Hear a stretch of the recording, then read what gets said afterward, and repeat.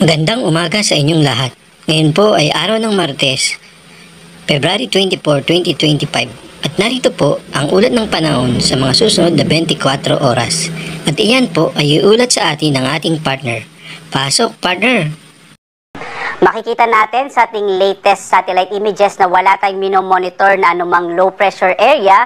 Malit pa rin yung chance ang magkaroon tayo ng bagyo sa araw na ito at sa mga susunod pa this week. No? Malit yung chance ang magkaroon tayo ng bagyo. Normally po ang February, malit yung chance or kakaunti lang yung mga nabubuong bagyo kapag buwan ng Pebrero at ng Marso. Samantala, patuloy pa rin yung pag-iral ng northeast monsoon o hanging amihan, partikular na sa may Hilaga at gitnang Luzon. At ito magdadala ng mga mahihinang pag-ulan, partikular na sa malaking bahagi ng Cagayan Valley, gayon din sa may area ng Cordillera. Samantala naman, ang easterlies o yung hangin nagmumula sa karagatang Pasipiko ay patuloy na magdadala ng malaking tsansa ng mga pag-ulan, lalong-lalo na sa may silangang Mindanao. Ito lalong-lalo na yung mga lalawigan ng Surigao del Sur, Davao de Oro at gayon din yung Davao Oriental.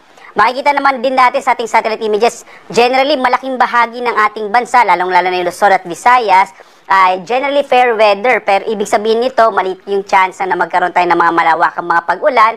Bagamat posible pa rin yung mga isolated rain showers and thunderstorms sa Visayas at Southern Luzon, habang sa malaking bahagi naman ng Luzon, mga isolated light rains o yung mga pag-ambon na dulot ng hanging amihan. Makikita rin natin, inaasahan natin sa mga susunod na araw na lalakas ang northeast monsoon at amihan, gayon din yung easterlies o yung hangin mula sa karagatang Pasipiko. Kaya posible po towards the end of the week, malaki yung chance na maging maulan na naman sa malaking bahagi ng Bicol region, Eastern Visayas at Eastern Mindanao. Pagdating ng araw ng Huwebes, towards the weekend, posible po yung mga katamtaman hanggang sa kumisa malakas sa mga pag-ulan sa may silangang bahagi ng Southern Luzon, Visayas at ng Mindanao. Tumutok po sa mga updates ng Pag-asa tungkol sa potensyal nga na muling pag-iral ng shear line o yung banggaan ng malamig na amihan at mainit na easterlies. At dito nga sa Luzon, makikita natin ang malaking tsansa ng mga maihinang pag-ulan, partikular na sa area ng Cagayan Valley Region, gayon din ang Cordillera, kasama yung Aurora at Quezon, dulot ng pag-iral ng amihan.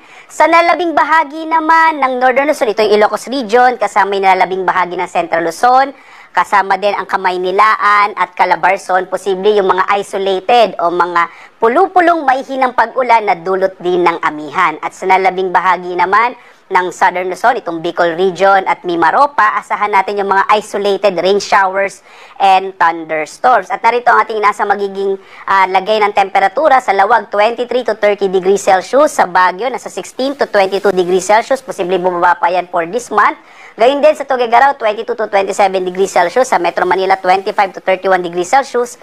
Tagaytay naman, 22 to 29 degrees Celsius. Habang sa Legazpi City, sa Bicol Region, 24 to 30 degrees Celsius. Dito naman tayo sa Palawan, Visayas at Mindanao. Isolated rain showers and thunderstorms ang mararanasan sa bahagi ng Palawan. Ang agwat ng temperatura sa Calayan Islands, 25 to 31 degrees Celsius. Sa Puerto Princesa naman, 24 to 31 degrees Celsius.